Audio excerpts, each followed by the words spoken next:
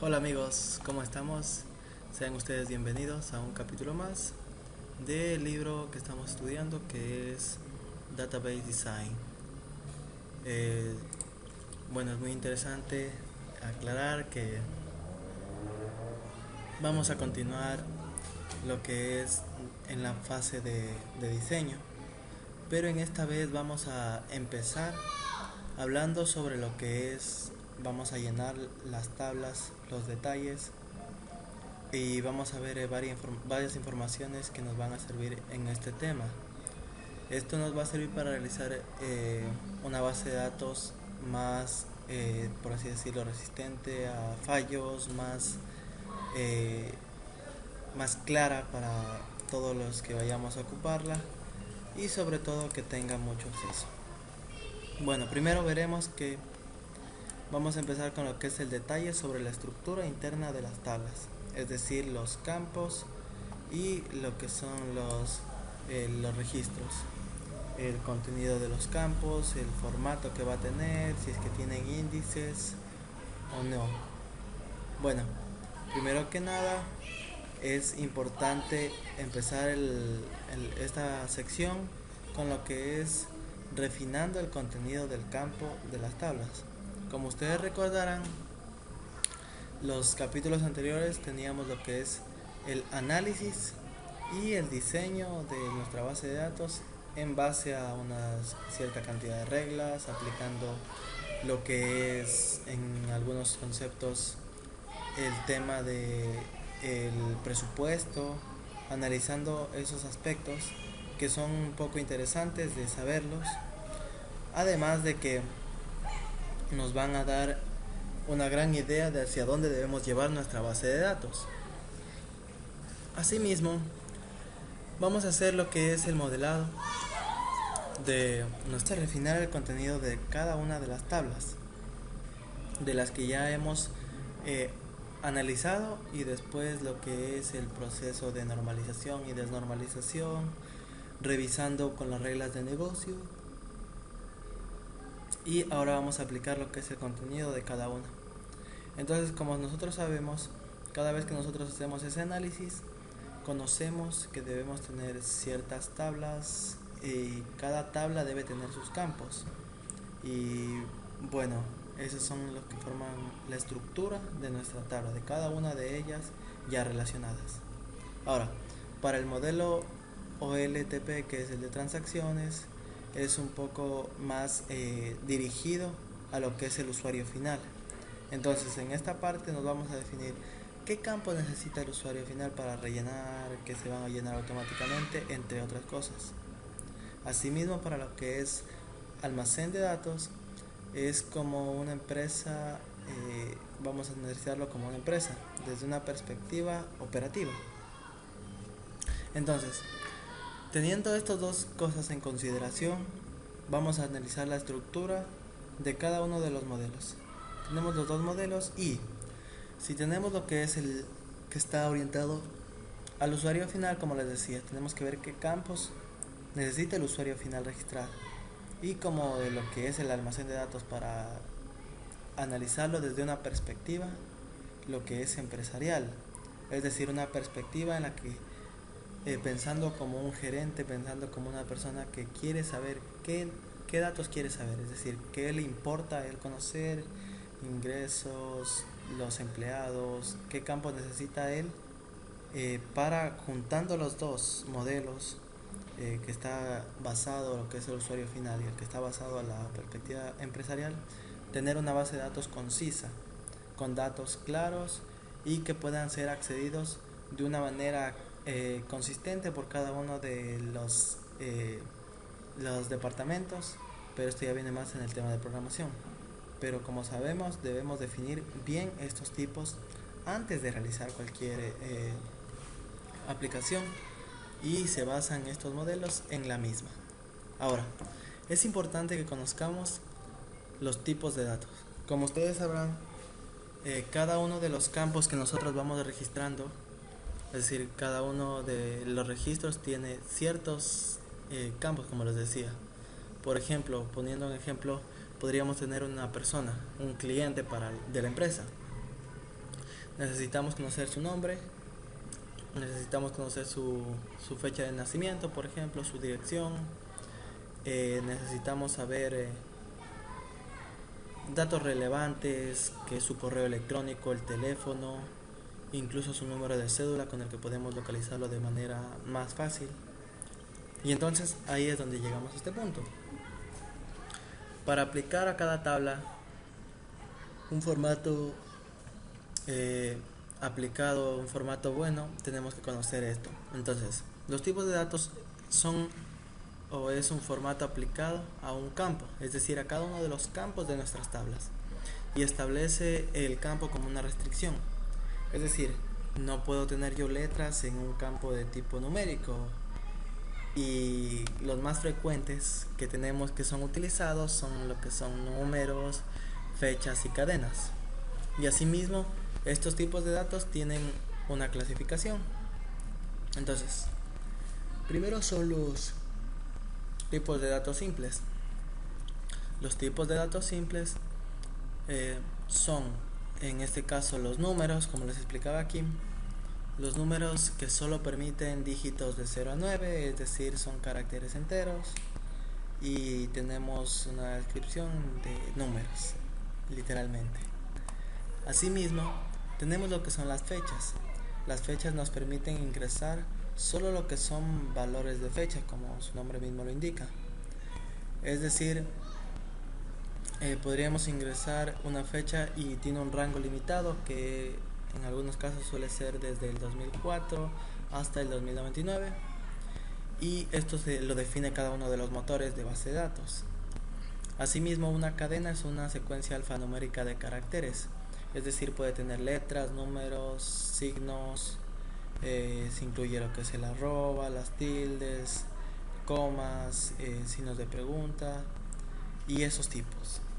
Ahora, tenemos asimismo otra clasificación que son los tipos de datos ANSI. ANSI viene de las siglas en inglés American National Standards Institute. Es el Instituto Nacional Americano de Estándares.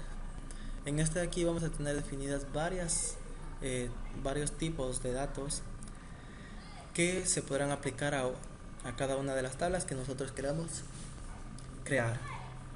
Entonces, tenemos lo que son los tipos char o character, que son un tipo de cadena, por así decirlo, fija, es de una cantidad fija, y que si no se llena se completa con espacios, por así decirlo, o con algún carácter.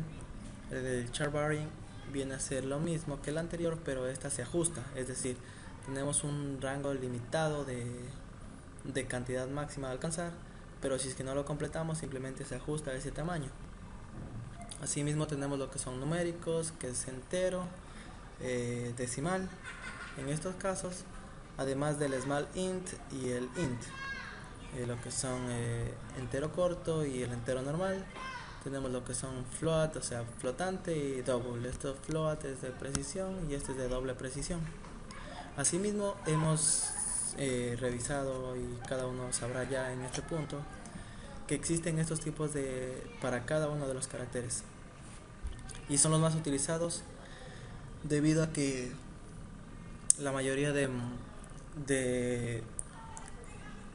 las bases de datos, es decir, de los motores de base de datos, los utilizan. Entonces, como sabremos, para guardar lo que es una cadena utilizamos lo que es un char varying, guardar números limitados, un small int, un int, monedas, un double, un float, y eso en los casos que queremos utilizarlo. Asimismo existe lo que es las caracteres de fecha aquí también. En este caso tenemos lo que es date, time, es decir, fecha y tiempo, y estos también los podemos observar en muchas partes, y son más utilizados en SQL Server, Postgres, MySQL, tenemos Oracle. Pero asimismo tenemos los que son los tipos de datos de Microsoft Access. Como sabemos, Microsoft Access es un gestor de base de datos de la empresa Microsoft, y en esta se definen los valores, podríamos decirlo de una manera diferente en las otras, pero en teoría son lo mismo. Por ejemplo, tenemos el tipo de dato text, que es un tipo de dato texto. Tenemos lo que es memo. Memo viene a ser el referente como una cadena larga. Tenemos lo que son números. Tenemos, como ya conocemos, fecha y tiempo. Esta es la actual. Autonumeración, yes, no. Esta aquí es muy importante conocerla también. Y no lo mencioné en esta parte de aquí, que es sobre los valores booleanos. Los valores booleanos, como sabemos, generalmente los encontramos como true y false, pero en Access los venimos a encontrar como yes, no, y son simplemente eso: un objeto ole, un hiperlink. Y bueno, como sabemos, Access es muy utilizado para recién enseñar esto, pero generalmente empresarialmente y para cualquier negocio se utiliza más los otros gestores de datos, porque tienen lo que son los estándares. Bueno, asimismo tenemos lo que son los tipos de datos especializados. Si no lo recuerdan, en otro de los videos hablábamos de esto, que son los tipos de datos. Y bueno, aquí estamos entrando más a detalle ya aplicándolo. Pero los tipos de datos especializados son, disculpen, son objetos binarios, punteros, los documentos XML, algunos que son genéricos y los que son definidos por el usuario. Esto lo hablábamos en su momento, y estos tipos de datos son utilizados para operaciones específicas, es decir, no son aplicados tanto así. Incluso generalmente en una tabla encontramos lo que son estos. Bueno, entonces, llegados hasta este punto podemos definir lo que son las estructuras de nuestra tabla. Entonces nosotros podemos saber qué campos quiero que vayan en mi tabla, qué campos quiero que vayan en cada registro, y conociendo las reglas de negocio y lo que nosotros queremos ingresar en nuestra base de datos, vamos a llegar hasta este punto de ver si es que aplicamos lo que son objetos, punteros, entre otros. Ahora, de la misma manera, tenemos lo que son las claves e índices. Estos son un punto muy importante en lo que son las bases de datos.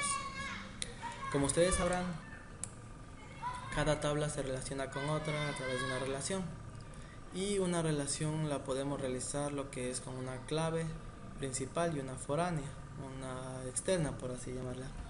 Entonces, aquí es donde aplicamos lo que son claves e índices. La clave la utilizamos de un principio, la creamos desde un principio para poder aplicarlo lo que es en nuestra base de datos, es decir, para poder juntar dos tablas.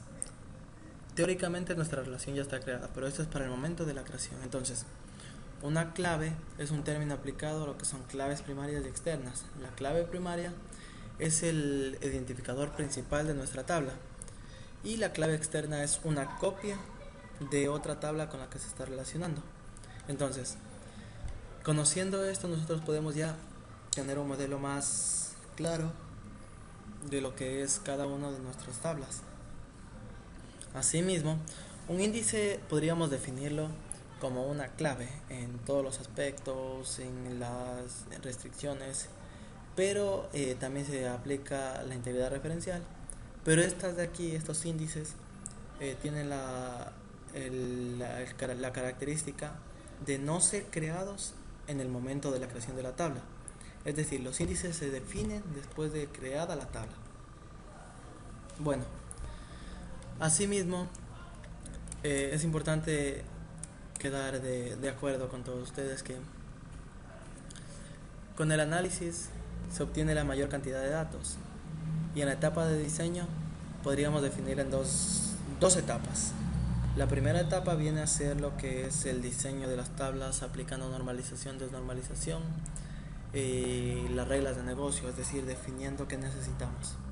Y ahora, con este relleno de los detalles de nuestras tablas, qué necesitamos, qué tipos de datos, qué campos vamos a aplicar, entonces,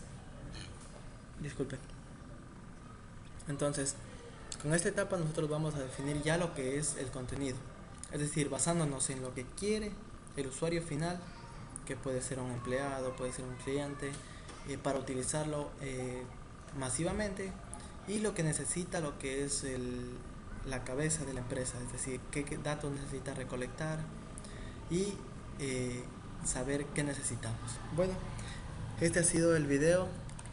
Eh, Estamos, como ustedes saben, en lo que es el capítulo 11 del libro y bueno, continuaremos después con el capítulo 12. Un placer y hasta luego.